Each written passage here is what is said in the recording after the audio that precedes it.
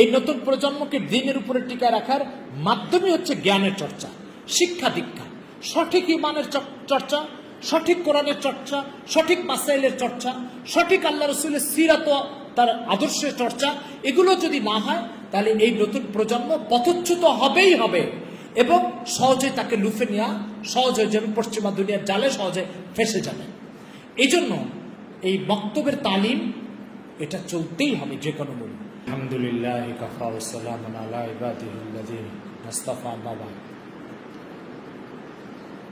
قال الله تبارك وتعالى في كتابه المبين يريدون ليطفئوا نور الله بأفواههم والله متم نوره ولو كره الكافرون صدق الله مولانا العظيم।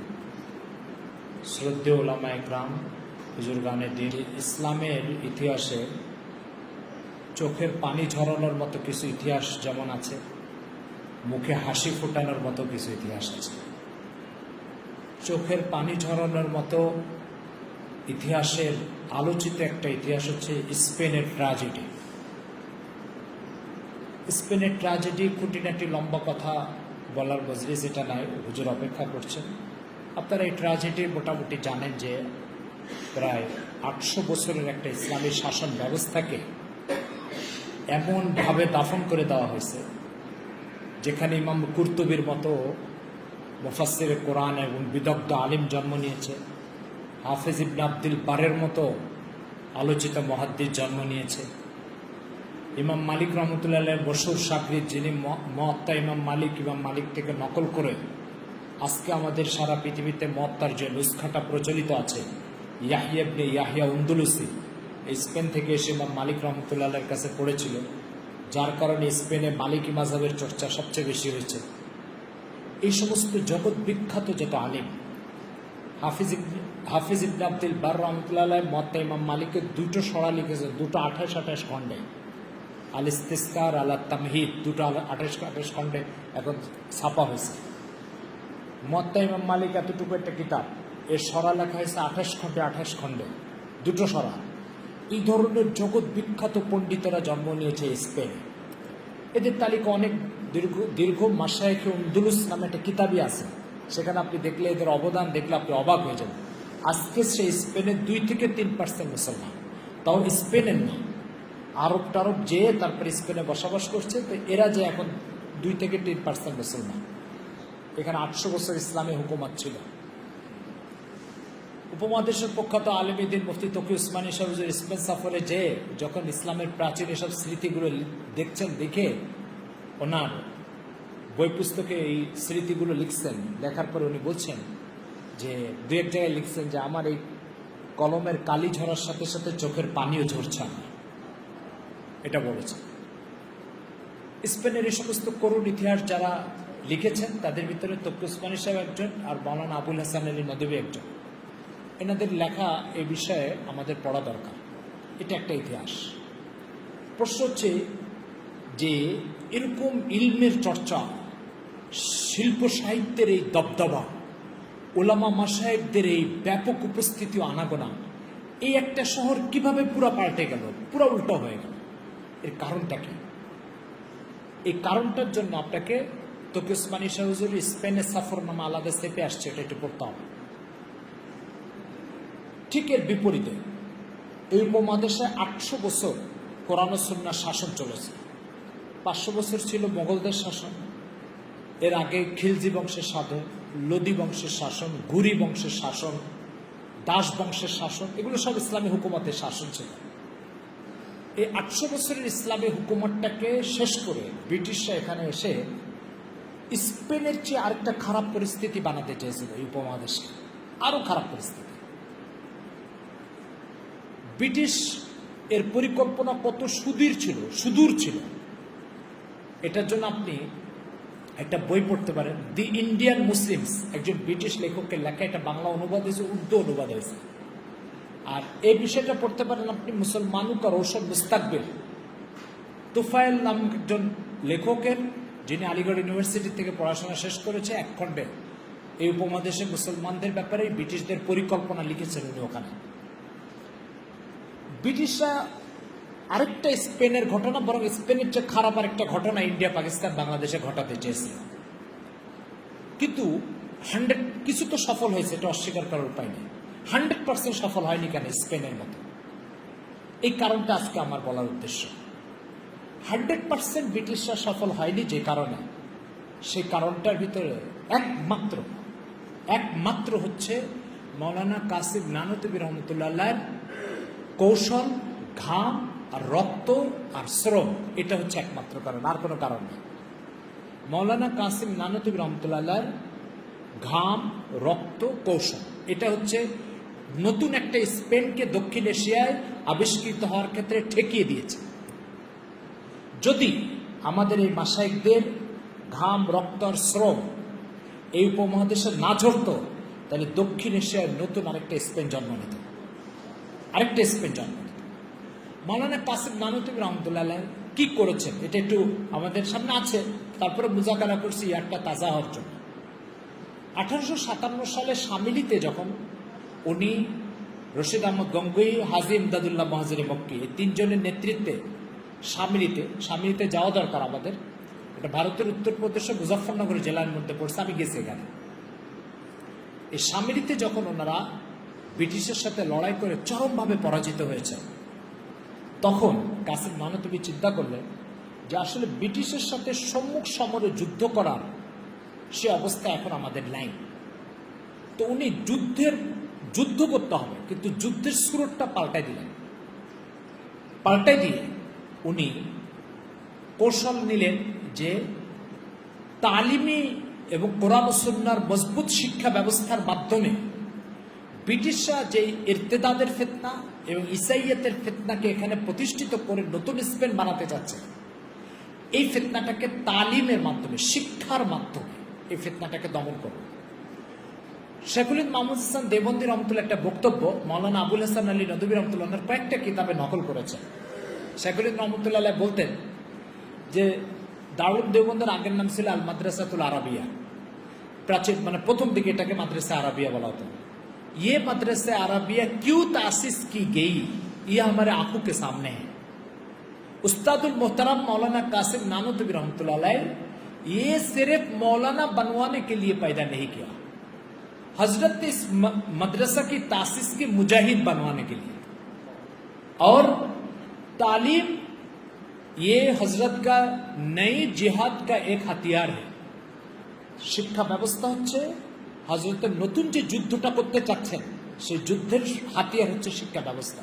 কিন্তু সূক্ষ্ম কর্মকৌশল মেধাবী মানুষ যারা, তারা প্রথমে একটা বীজ লাগাবে, এই বীজটাকে পরিচর্যা করে এর থেকে চারা বের করবে, ওই চারাটাকে পরিচর্যা করে এটাকে গাছ বানাবে, ওই গাছটাকে পরিচর্যা করে এটাকে ফলের রূপ দিবে, ওই ফল দিয়ে তারপরে মানুষের ফলের চাহিদা মিটায়, এরপরে যে তেনার যে মানে লক্ষ্য উদ্দেশ্য সেখানে পৌঁছবে।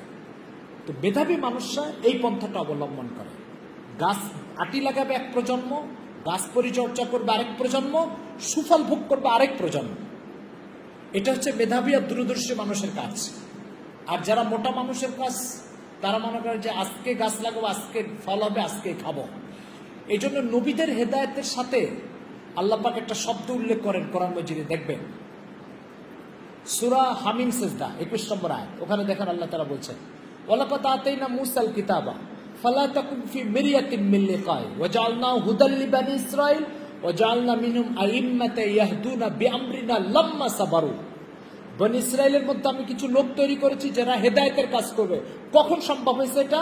লাম্মা সাবারু, সবরের সিফাত যখন আসছে তখন হেদায়েতের কাজ সম্ভব হয়েছে। আর সবর দীর্ঘমেয়াদী কাজের জন্য সবর অপরিহার্য। আমি গাছ লাগাবো, আমি ফল খাবো, এটা বেসাবরি। বেসাবরি দ্বারা কখনো কোনো সমাজ পরিবর্তনের কাজ হয় না।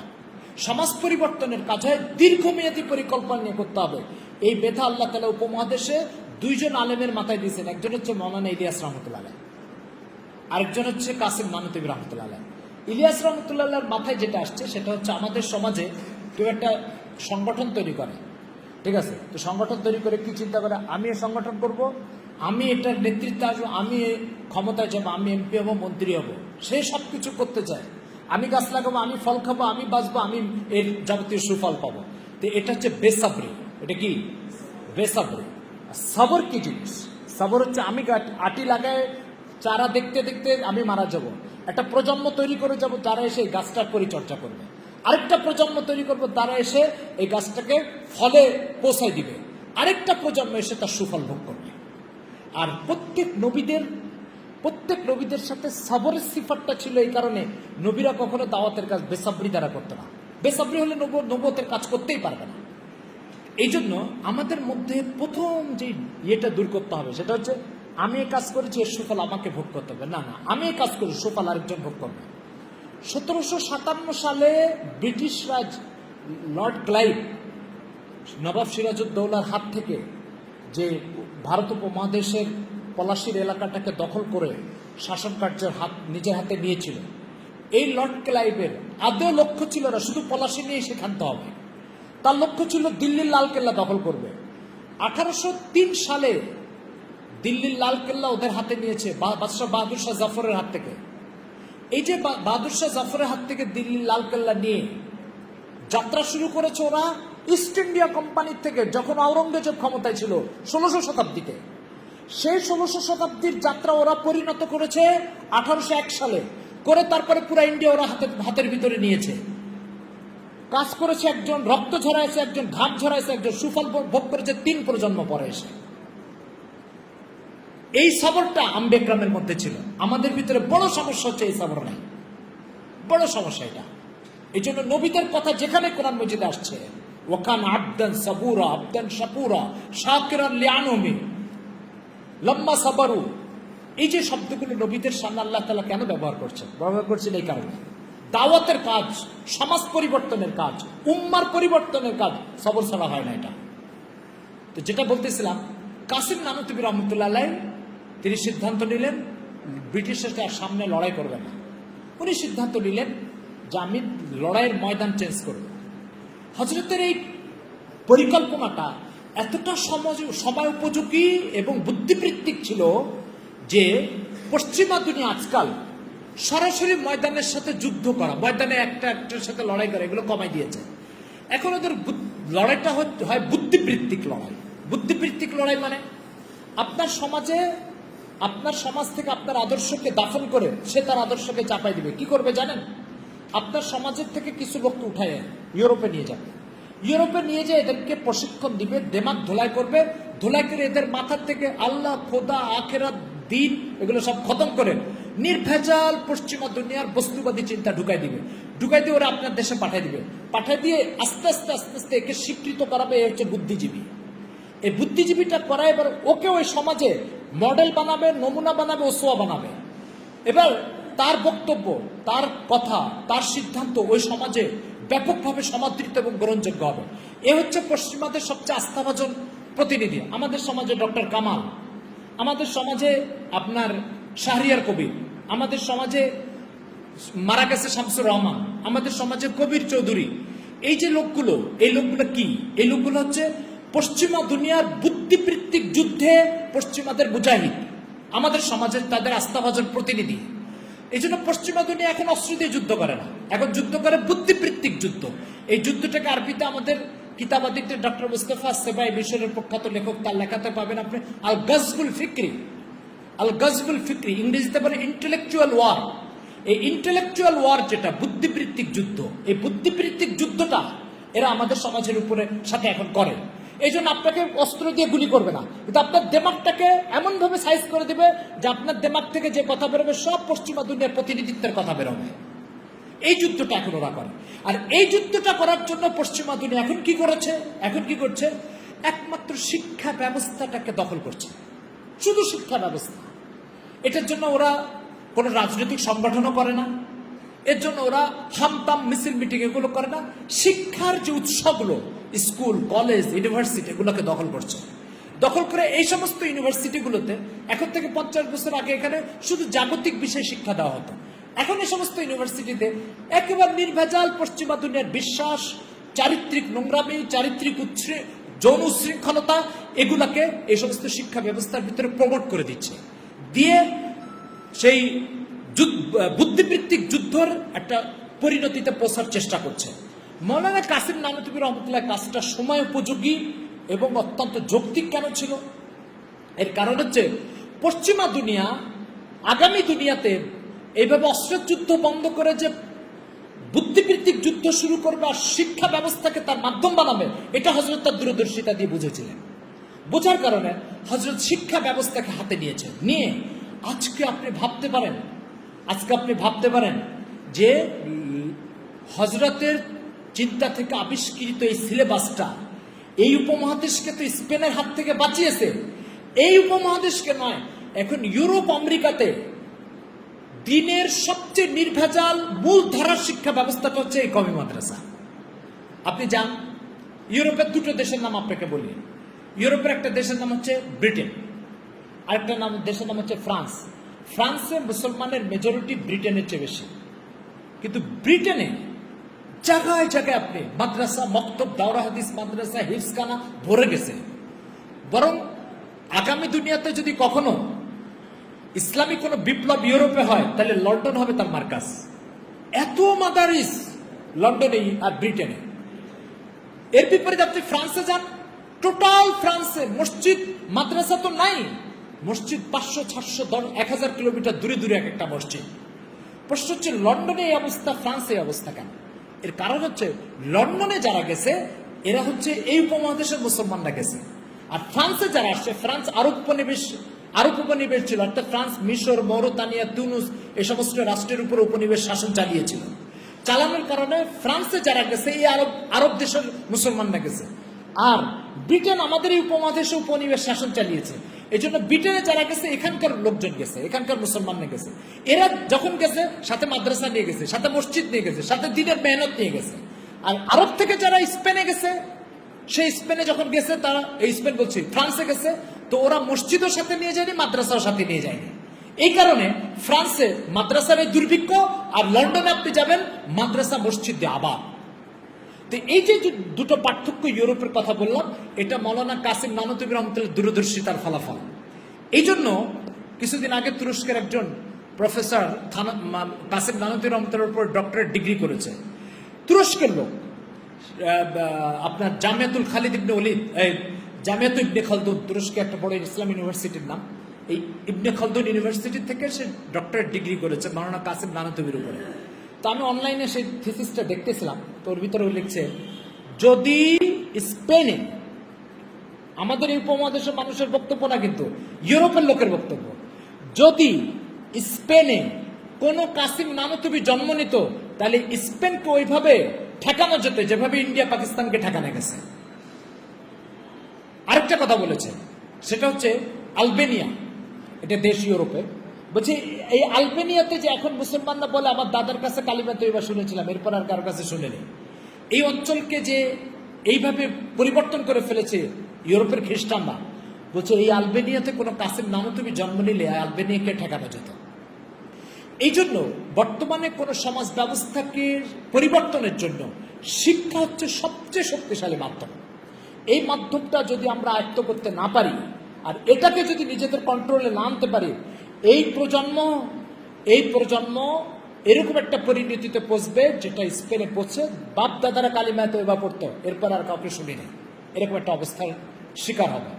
আর যে সমাজে আপনি দিন শিখাতে চান, যে সমাজকে আপনি দিনদার বানাতে চান, সেই সমাজে যদি ইলমকে মাধ্যম না বানান, জ্ঞান অর্জনকে মাধ্যম না বানান, তাহলে আপনার দিনদারিত্ব, আপনার মিশন সবকিছু সামনে যায়, হওয়ার সাথে মিশে যাবে।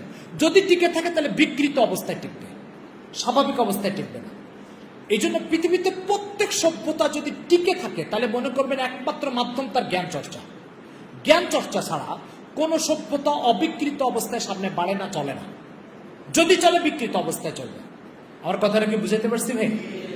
এই জন্য আপনি যে নতুন প্রজন্মকে দিনের উপরে টিকা রাখতে চাচ্ছেন, এই নতুন প্রজন্মকে দিনের উপরে টিকা রাখার মাধ্যমই হচ্ছে জ্ঞানের চর্চা, শিক্ষা দীক্ষা, সঠিক ইমানের চর্চা, সঠিক কোরআনের চর্চা, সঠিক মাসাইলের চর্চা, সঠিক আল্লাহ রসুলের সিরাত, তার আদর্শের চর্চা। এগুলো যদি না হয়, তাহলে এই নতুন প্রজন্ম পথচ্যুত হবেই হবে, এবং সহজে তাকে লুফে নেওয়া সহজ হয়ে যাবে, পশ্চিমা দুনিয়ার জালে সহজে ফেসে যাবে। এই জন্য এই বক্তব্যের তালিম এটা চলতেই হবে যে কোনো মূল্যে। আমরা প্রসিদ্ধ একটা গল্প অনেক জায়গায় শোনাই, আমরা আরবি সাহিত্যের বইতে পড়েছি যে এক লোক রাস্তা দিয়ে যাচ্ছে, তো পাশে একটা হাতি গলায় চিকন একটা রশি বাঁধা। তো পথিক হাতির মালিককে জিজ্ঞাসা করছে, ভাই এত বড় হাতি সুর দিয়ে পেঁচায় গাছ উপড়ায় ফেলে, তো তোমার এই রশিটা ছিঁড়ে যায় না কেন? তো হাতির মালিক বলতেছে, ভাই এর পিছনে একটা ঘটনা আছে। কি ঘটনা? বলছে এই হাতিটা যেদিন জন্মগ্রহণ করেছিল সেদিন ছোটাছুটি শুরু করছে, তো আমি গলায় একটা রশি বেঁধে রেখে দিয়েছি। তো ওই রশিটা ওই দিন কমজোর ছিল, ওই দিন এটা সেরার চেষ্টা করেছে, ছিঁড়তে পারে না। তো বড় হয়েছে, বয়স হয়েছে, শরীর মোটা তাজা হয়েছে, কিন্তু এই রশি সম্পর্কে একটা বিশ্বাস ভিতরে ঢুকছে, আমাকে মনে হয় এই রশি ছাড়া আমাকে দিয়ে সম্ভব না। ওই বিশ্বাসটা তার সব চেঞ্জ হয়েছে, কিন্তু ওই বিশ্বাসটা চেঞ্জ হয়নি, ওই বিশ্বাসটা এখনো রয়ে গেছে। এই গল্পের গল্পকারক নিচে একটা মোলাহাজা লিখতেছে, একটা শিক্ষা লিখছে। বলছে যে ছোটবেলায় কারোর দিলের ভিতরে কোনো বিশ্বাস ঢুকে গেলে সেই বিশ্বাস পরবর্তীতে কখনো আর চেঞ্জ হয় না, আর পরিবর্তন হয় না। হাফিজ ইবনে হাজার আসকালানী রহমতুল্লাহ আলাইহি বুখারী শরীফে একটা বাব আছে, বাবু তালিম সিবিয়ান আল কোরআন, বাচ্চাদেরকে কোরআন শেখানো। এটা বুখারী জিলদে সানিতে এই বাব আছে, 21 নম্বর পাড়ায়। ওই বাবের অধীনে হাফিজ ইবনে হাজার আসকালানী ফতুল বাড়িতে একটা দর্শন লিখেছে, ফিলোসফি। সেটা হচ্ছে যে তালিম সিবিয়ান তার নাকশিফ আল হাজারি, বাচ্চাদেরকে কোনো কিছু শেখানো আর পাথরের উপরে খোদাই করা এটা একই কথা। তো এই জন্য ইমাম বুখারীর এই বাব জিলদে সানিতে বাবু তালিম সিবিয়ান আল কোরআন, বাচ্চাদেরকে কোরআন শেখানো। কথা বোঝা গেছে? তো সেজন্য যে কথাটা বলতে চাচ্ছিলাম সেটা হচ্ছে যে তালিম, শিক্ষা, এটা একটা জাতির পরিবর্তনের জন্য অপরিহার্য। আপনি জাতিকে যদি বদ্দিন বানাতে চান তো বদ্দিনের তালিম দিবেন, আপনি দিনদার বানাতে চান তো দিনের তালিম দিবেন। তো যেটা বানাতে চান সেটা তালিম অব্যাহত রাখতেই হবে বিকৃতির হাত থেকে বাঁচার জন্য, আর সুষ্ঠুভাবে আপনি আপনার সমাজকে গন্তব্যে পৌঁছানোর জন্য। কোনো এর বিকল্প নাই, কোনো বিকল্প না। আপনি ভাত খাবেন না রুটি খাবেন? বলছে ক্ষুধা লাগছে, ভাত খেলে খেতে পারে, রুটি খেলেও খেতে পারে, একটা আরেকটা বিকল্প হতে পারে, তালিমের কোনো বিকল্প নেই। তো আসল যে কথাটা আমরা শুরু করেছিলাম যে কাসিম নানুতুবি রহমতুল্লাহ আলাইহি এই উপমহাদেশকে স্পেনের মতো আরেকটা নজির বানানোর হাত থেকে বাঁচানোর জন্য অবলম্বন করেছেন, হাতিয়ার হিসাবে গ্রহণ করেছেন কোন জিনিসকে বলেন? শিক্ষা। এটাকে উনি অবলম্বন করেছেন। আলহামদুলিল্লাহ, উনি ওনার এই দূরদর্শিতা দিয়ে নতুন একটা স্পেন দক্ষিণ এশিয়ায় জন্ম নেওয়ার থেকে বাঁচাই দিয়েছেন। বাঁচাতে পেরেছেন কিনা বলেন? এটাই উপমহাদেশে তার মাদ্রাসায় পড়ুয়া লোকের বক্তব্য না, এটা তো তুরস্কের লোকের বক্তব্য, ওনার উপরে থিসিস করতে যায় সে লিখেছে এটা। এই জন্য কাসিম নানুতুবি রহমতুল্লাহর এই মিশন থেমে যাবে না সামনে চলবে? সামনে চলবে। আমরা সবাই রাজি আছি তো ইনশাআল্লাহ? এই জন্য মওত পর্যন্ত। আর এই ধারণা, আমি এটাকে একটু বদভ্যাসই বলি, এই বদভ্যাসটা আমরা দূর করি। সে বদভ্যাসটা কি? যে আমি কোনো মেহনত করলে তার সুফল আমিই খাবো না। রাসূল সাল্লাল্লাহু আলাইহি সাল্লাম আপনার খন্দকের যুদ্ধে পরীক্ষা খনন করার সময় একটা পাথরের উপর আঘাত করেছিলেন। আঘাত করার পরে পাথর থেকে আগুনের ফুলকি বেরিয়েছে। হুজুর বলেছেন, আমি এই ফুলকির ভিতরে রোম আর পারস্যের যেই রাজদরবার আছে সেগুলো তোমাদের কবজায় চলে আসতে আমি দেখতে পাচ্ছি। হুজুর সাল্লাল্লাহু আলাইহি ওয়াসাল্লাম মক্কার মদিনায় দুটো শহরকে ইসলামের হাতে, সাহাবায়ে কেরামের হাতে তুলে দিয়ে দুনিয়া থেকে চলে গেলেন। এরপরে রোম কি আর পারস্য কি এগুলো দেখে যান নাই। তাহলে হুজুর রক্ত ছড়াই গেছেন, ঘাম ছড়াই গেছেন, সুফল ভোগ করেছে পরবর্তী প্রজন্ম। এই আদর্শ আমাদের ভিতরে আনতে হবে। আমি মেহনত করে একটা প্রজন্মকে দিনের উপরে তুলে দিয়ে যাব, সেই প্রজন্ম আরেকটা প্রজন্মকে তুলে দিয়ে যাবে। এরপরে ইসলামের গলাবা, ইসলামের বিজয়, উম্মতের মাথা উঁচু করে দাঁড়ানো, এটা আরেক প্রজন্ম এসে ভোগ করবে। এটা ব্রিটিশরা করে, এটা রাসূল সাল্লাল্লাহু আলাইহি ওয়াসাল্লাম করেছেন। আমাদেরকে রাসূল সাল্লাল্লাহু আলাইহি ওয়াসাল্লামের এই আদর্শ গ্রহণ করতে হবে। শ্রম, মেধা, রক্ত আমি দিয়ে যাব, আর সুফল ভোগ করবো আমার পরবর্তী প্রজন্ম। আর এটা যখন করবো তখন লাম্মা সাবারু, এই লাম্মা সাবারুর মেজদাক তখন হতে পারবো।